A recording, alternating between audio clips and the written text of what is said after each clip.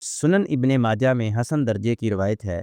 سیدنا عبداللہ بن عباس رضی اللہ عنہما بیان کرتے ہیں، رسول اللہ صلی اللہ علیہ وسلم نے صدقہ فطر کو اس لیے فرض کیا ہے تاکہ روزہ دار روزے کے دوران کی ہوئی لغو اور فحش حرکات سے پاک ہو جائے اور مساکین کو کھانے کا سامان مل سکے۔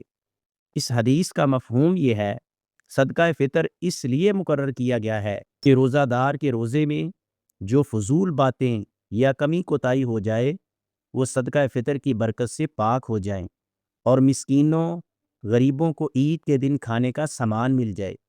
یعنی یہ صدقہ روزے کی تکمیل اور معاشرے کے غریب لوگوں کی خوشی کا ذریعہ ہے۔